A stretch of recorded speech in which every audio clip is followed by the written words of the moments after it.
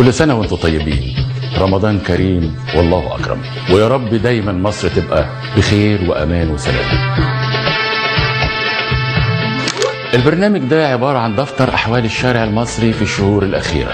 عديت على المصريين في كل مكان واتكلمنا عن أحوال بلدنا، عن مصر اللي كانوا عايزينها محبوسة، بس بفضل الله هتفضل محروسة. تعالوا معايا نشوف المصريين قالوا ايه ونشوف خفة دمهم، ولا اقول لكم والله ما حد قايم من مطرحه، انا اجي لكم لغايه عندكم، انا جاي.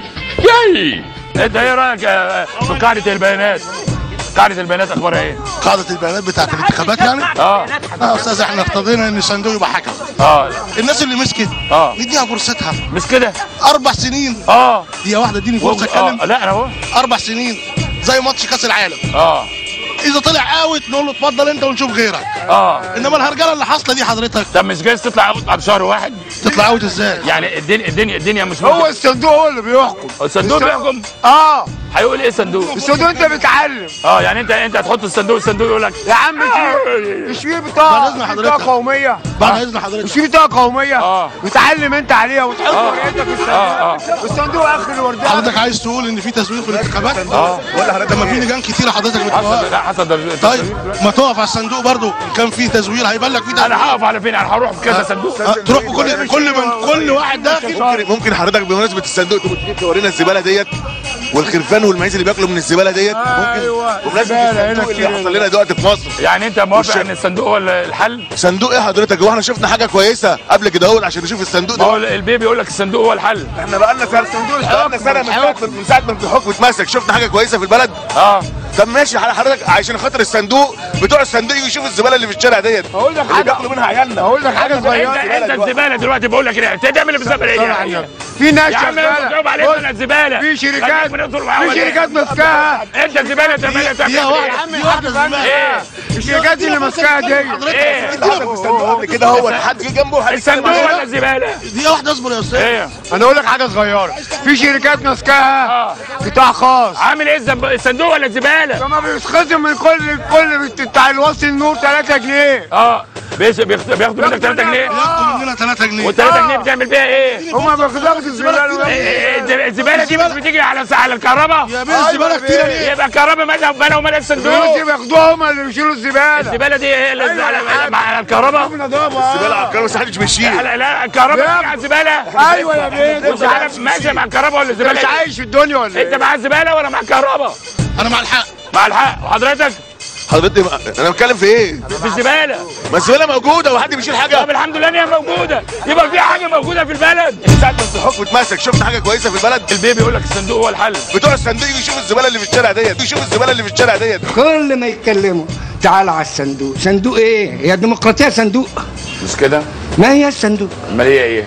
نعم؟ هي ايه؟ الديمقراطيه ممارسه على الارض. ليه مش على الاقل؟ ان انا لا مؤاخذه اعترف بالاخر مش اقصيه. بس هو الحمد لله رئيس لكل المصريين. وامين باماره ايه؟ باماره ان هو بيقول باماره ايه؟ مش هو بيقول انا باماره ايه؟ بيقول انا رئيس لكل المصريين. باماره ما نعلن احكام عرفيه ونعاقب 3 مدن تعرضوا في حرب 56 وفي حرب 73 خدت بالك، وتم عليهم اقصى انواع لا مؤاخذه التهجير. رئيس لكل المصريين. باماره ايه؟ اقول لك حاجه صغيره وخدها لي مني قاعده. ايه؟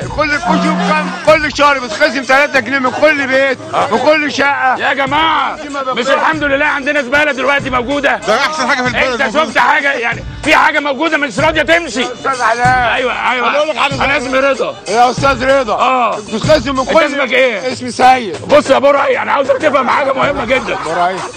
بص يا سيد، ما دام عندنا زباله يبقى عندنا حاجه نمسك فيها. طب ما الفلوس ونبني فوقها بقى. افهم بقى. اللي بتخزن من كل شقه 3 جنيه. شوف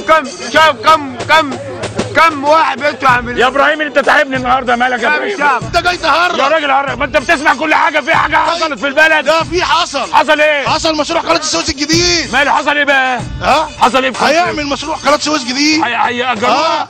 يأجرها؟ تأجر. ايه دماغنا فاضيه. أجروها. مين اللي يأجر؟ قال لك هيأجر موظف. قال لك هيأجر النيل. قالوا في اكتر من الكلام. قالوا هيأجر الهرم ولا ايه؟ هيأجر رقصان. الاثار استلمها يا عم، هيأجروا الاثار. بص الاعلان بتاعنا دون اعلان فاشل. صلوا على النبي. ايوه هيبيعها كلها، انا همضي له وراه بس. انت هتمضي؟ همضي له. بقول لك هيبيعها كلها. انا برضه محمد مرسي عشان واحد هيمضي اهو يا جماعه. انا همضي وراه. بقول لك ولا يأجر. انت هتمضي؟ والراجل ده هيطلع من البلد قدام. مين يا عم انت مصر ما انت ناقص عليها؟ حالتك مقوس منها. والله ما انت بسأل على دي. بص ولو راجل تمضي تعالى امضي. هات ورقه وانا امضي. انا لو مضيت همضي معاك. انت يا راجل ايه؟ تعالى. ولا قليل؟ بص يا عم انت بتعرف تمضي ولا بتبصم؟ بقول لك ايه، تعالى بقى ولا عارف ابصم حلال ولا ايه؟ انت يا عم لا انا عاوز افهمك حاجه. انا وانت نختلف في الراي لكن ما نمسكش في بعض. لا ابدا. ايوه انا لعلمك انا صايع. انت حالتك مقوس منها. انا ايه؟ والنبي حالتك والنعمة انا ارجع لك زي زمان. على الطلاق ارجع زي زمان. ارجع لكم صايع زي زمان. تعالى هنا. انت عامل لي انت في خلي بالك. ايه؟ المكان هنا محاصر. معاصر. تعالوا يا جدعان.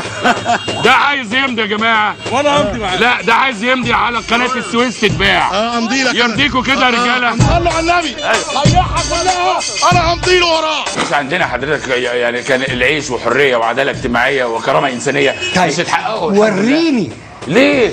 اي اماره. العداله الاجتماعيه حصلت. فين العداله الاجتماعيه؟ الحد الاقصى والحد الاعلى الحمد لله. انا حد اقصى وحد الحمد لله عملوا الحد الاقصى. فين والحد الاعلى على الارض يا سيدي. الحمد فين؟ لله بقى. يا سيدي نيتهم ايه؟ نيتهم ايه؟ انا هاخد بالنيه. عملوا بالنيات. طيب كويس قوي بقى. لما نيجي بقى عن النيه. جماعه الاخوان المسلمين بتبدع مبدا التقيه ان تظهر خلاف ما تبطن. اخد بالنيه. ليه؟ ان تظهر خلاف ما تبطن. عملوا بالنيات. طيب كويس قوي بقى. هذه المنظومه اللي بتدير البلد النهارده بتديرها لمصلحتها. معايا عصابه حلت مكان عصابه. ايه رايك في حكايه الصوابع التي تمتد دي؟ والله احنا اليومين دول بقينا نشوف صوابع وحاجات كتيره بتمتد. يعني ايه يقصد ايه الرئيس بقى في حكايه الصوابع؟ في 73 بيمتدوا في داخل مصر ومش عارف ايه، يعني ايه المقصود بهذا الكلام؟ هو ممكن يكون يعني بيدور بيهم في الحاره المزنوقه اللي كان قال عليها قبل كده. طب وانت يا عمرو الاصابع اللي تمتد تقصد بيها ايه؟ للامام ايه؟ الصوابع ماشيه للامام. انت قمت من النوم ولا عامل دماغ ولا ايه؟ انت عامل دماغ ولا حاجه؟ عمرو لا قول لي بقى على صح يا عمرو، البلد رايحه وانت قاعد لسه نايم. طب اعمل ايه يا استاذ؟ اصحى يا عمرو. اعمل ايه؟ اصحى يا عمرو ما تبقاش اعمل ايه يا استاذ؟ يا عمرو راحت خلاص يا استاذ. خلاص ايه؟ باظت البلد خلاص. البلد باظت وانت قاعد لسه نايم. اعمل ايه؟ اصحى. الصوابع التي تمتد بيدور بيهم في الحاره المزنوقه للامام. الاعلان بتاعنا بالصادق عشان اعرفك. الاعلان بتاعنا لازم يكون مع العرب ربنا. الاعلان بتاعنا وانت ما نسأل عليه. لا الاعلان بتاعنا فاشل. كل الاعلان بنسأل عليه. الاعلان بتاعنا فاشل. لا الاعلان فاشل. انا بقول لك اعلان فاشل. هو فاشل. بص الاعلان بتاعنا فاشل وانت عارف نقصر عليه. هو كان في قنوات حلوه وقنوات فاشله. بالعكس بقى في قنوات حلوه وفي قنوات فاشله. وانت عارف كده كويس. هو كويس. على الطريق ارجع لك زي زمان. وانت عارف ان انا ممكن توصل قدامك ده صايع قديم. لو من عارف. بس خلاص صلى على النبي. عارفين انا لابس دي ليه؟ سؤال يعني انت عارف دي ليه؟ انت بتشوف ابراهيم عيسى ولا؟ اكيد يعني بيعجبك ابراهيم عيسى في صراحته وشجاعته؟ يعني اكيد. دي السبب بقى. الحمالات. الشجاعه دي السبب. الحمالات. مسؤول الحمالات في القناه قال لي لابد. ليه بقى؟ لان دي هي اللي بتخليني انا شجاع كده. بتطلب صراحه يعني الحمالات. لا الشجاعه الحمد لله موجوده. تمام. الصراحه موجوده لان احنا متربيين على الصراحه. صح. الشجاعه بقى انك تبقى شجاع. عايز حمالات. حمالات. ابراهيم عيسى شجاع عشان كده. ابراهيم عيسى شجاع. لكن طبعا انت بتشوف بقى توني خليفه متوازن شويه. ليه بقى؟ بيبقى لابسها تحت الجاكيت مش باينه. تمام. ولا ايه رايك يا عمرو؟ المفروض يوجهها لا تبقى موجوده لابس. ابراهيم عيسى شجاع عشان كده. توني خليفه متوازن شويه. يبقى لابسها تحت الجاكيت. عندك سادات تلبسها؟ تبقى اكثر شجاعه. عندك سادات تلبسها؟ ماشي البسها. وانت حمادات تلبسها؟ بصراحه لا هتلبسها. انا عاوز اشوفكم وانت شجعان بقى. حاسس بيها يا حماده دلوقتي؟ لا حاسس بشجاعه غريبه يعني. طب وريني كده. بجد يعني. وريني كده. لا يعني الحمالات فعلا بتدي شجاعه. ايه جميله جميله. حسيت بحاجه اول ما لبست الحمالات، بس عايز اسال مرسي سؤال بس. إيه؟ اول ما يجي كده ولما عرف الخبر بتاع النائب العام هيعمل ايه؟ هيحترم القضاء ولا هينفض له ولا هيعمل ايه بالظبط؟ الله، ده انت فعلا بقيت شجاع جدا. لا انا بقول لك اديتني اسئله جامده، فعايز اعرف يعني هيعمل معانا ايه؟ مين اللي هيعمل؟ مرسي هيجي يعمل لو ايه؟ عمل ايه هيحصل ايه، ولو ما عملش ايه هيحصل ايه؟ بسرعه. احنا ممكن نحط الاثنين لا يعني انت عندك اثنين اول مره تحصل في بلدنا. تمام. ان دلوقتي يحصل بطلان النائب، بطلان تعيين النائب العام الجديد، وبطلان عزل النائب العام القديم. النائب العام القديم. فالنائب العام القديم هيجي ووصل فعلا. النائب العام الجديد رافض يمشي، فبقى عندنا اثنين يا ما شاء الله والله. تلاقيهم لابسين حمالات. اثنين. لا عندنا اثنين يا باشا. احنا دوله من زمان واحنا مختلفين على العالم كله. بقى عندنا اثنين. لازم مصر يبقى فيها 2 نائب عام. مش كده؟ واحد للاخوان وواحد للمصريين. ما شاء الله عليك، ما شاء الله. يعني دي حاجه احنا بنتميز بيها. عمرو مصر حاجه بتتميز بيها. مش كده عمرو؟ بلاش اياف قوي. انت مالك؟ حمالات جامده قوي اصلا. حاسس بايه دلوقتي؟ حاسس بطاقه جامده قوي والله. طاقه ايه؟ جامده. يبقى صح ابراهيم عيسى كان صح بقى.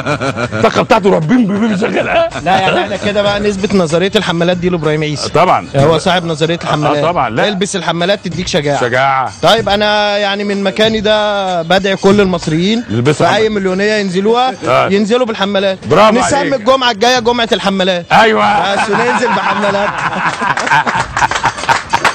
ليه العالم الثانيه متضايقه او متكاده قوي من الحمالات يعني؟ ما عندهمش. عشان ايه؟ ما عندهمش حمالات. ما عندهمش حمالات. لا. يقول لك ابو حمالات ابو حمالات. هم لو عارفين سر لا عشان هم ما عندهمش شجاعه ان هم يلبسوا الحمالات اصلا. مش كده؟ ما عندهمش شجاعه اصلا ان هم يتكلموا زينا اصلا. مش كده؟ طبعا اكيد. لو اي حد عنده شجاعه يقدر يلبس حمالات. فيها 2 نائب عام، واحد للاخوان واحد للمصريين.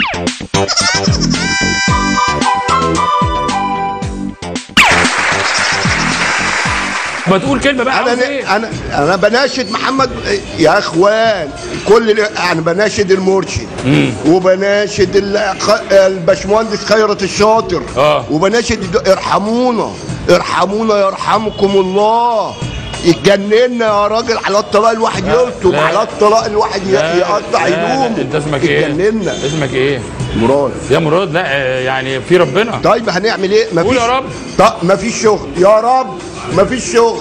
ده من ضغط الماده. لا مفيش عيش يا عم. ما بتقدرش تجيب حاجات في بيتك، ما بتقدرش تجيب حاجات عيالك. لا. ما بتقدرش تعمل اي. خلاص الثوره دي قامت على ايه؟ مش عشان ننهض. عيش، حريه، عداله اجتماعيه، كرامه انسانيه. دلوقتي الدخل اللي كان بيخش من 4 سنين ما بيجيلكش ربعه. مش ماله عيش يا عم. روح الفرن هو اخر الشارع اهو. شوف العيال بتتبقى على العيال. عيالي ما بيردوش يروحوا الفرن. ليه؟ من العذاب اللي بيوقفوه قدام الكشك. ليه ما بيقول لك العيش الحمد لله ما روح صور وشوف. روح شوف. احنا كدابين، احنا شعب كداب. انا عارف اللي هيتقال وعارف القنوات هتقول ايه عليا وهتقول عليه ده ما اعرفش بيقول اي كلام واللي انزل شوف الشارع سجل مع الناس.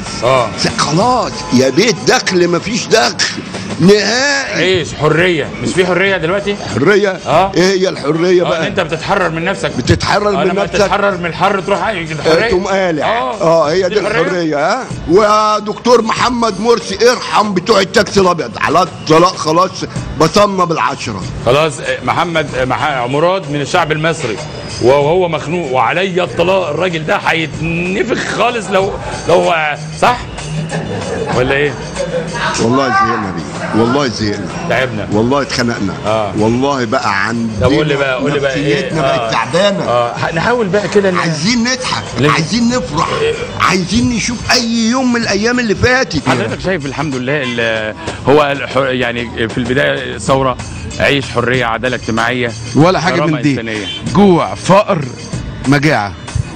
ما فيش كرامه انسانيه. وما فيش كرامه انسانيه. ليه انت مش حضرتك كنت جاي الحمد لله شايف الشوارع نظيفه جدا، شايف ناس طيبه نظيفه، اطيب ناس في الدنيا. مش كده؟ والله العظيم ما تلاقي زي الشعب المصري ده الجميل ده. طيب وطيب الحمد لله. ودمه خفيف وما كلش وجعان ويقول لك يا سلام الف حمد والف شكر. هيلاقي كده في الدنيا فين شعب. والله. والله. عم احمد اهو. عم احمد حاج احمد سوسه ده. ده دكتوراه في السوسد. في السوسد. دكتوراه في السوسد. ايه بقى رايك في اللي بيحصل في البلد يا عم احمد؟ والله اللي بيحصل في البلد ده مهزله سعادتك. ليه بقى حضرتك؟ ما ينفعش الرئيس عامل كل اللي عليه. ما عملش حاجه سعادتك، هو ماشي بدماغ الناس اللي وراه، والناس اللي وراه دي هتضيعه خالص. على الاقل ما بيسمعك وما بيردش يعني. ما هو بيرد ساعتك، هو قاعد ما بيعملش حاجه. قاعد ما بيعملش حاجه ويقول غلط. لو يرد ويعمل صح مره لكن ما بيردش. ما هو قاصد ما يردش عشان الراجل ما عاوز كافي شيري وخره. كافي يعني قاعد كده ما كافي نفسه يعني. هو ماشي بدماغ الناس اللي وراه. كافي شيري وخره. هو قاعد ما بيعملش حاجه. هو ماشي بدماغ الناس اللي وراه. كافي شيري وخره. هو قاعد ما بيعملش حاجه. ايه رايك في القله المندسه؟ طبعا غلط طبعا. القله المندسه غلط. انت اندسيت قبل كده؟ لا ولا رحت ولا نزلت. وما عمرك ما اندسيت؟ لا. طب ليه بقى يعني؟ طبعا في دس يد خفيه ومش هينفع كده. بس الواحد لازم يحس مش عارفين رايحين على فين، مش عارف. ربنا يوفقك. والله. وانت لما تقول على حفص 4 ليل؟ نعم. انت لما بقول حاجه ده لا خالص؟ لا. وتحس انك انت ماشي بالنسبه لنا حاجه عليك دنيا كراي بقى. لا والله. لا والله مش ممكن. مفيش حاجه. لا. هل ده تتعاول بالنسبه لك؟ لا خالص. طب انت ايه الايديولوجيه اللي انت بتنتهجها؟ الايديولوجيه اللي هو الخط اللي انت ماشي في حياتك فيه يعني بتنتهجه يعني. بس اهم حاجه انت الاول بتنتهج بصراحه. بتنتهج ولا انت بتنتهج؟ طبعا. ايه؟ بتنتهج. وده بيؤدي؟ طبعا. يؤدي لايه؟ لعمل كبير. وممكن يسالب. وممكن كده وممكن كده على الناحيتين. يعني كده يولع وكده يطفي. مش حاجه يقتلون؟ لا. انت اول ايه حاجه اللي هتروح ولا اللي تصب التلاجه؟ لا مش هروح. فين؟ اي حته.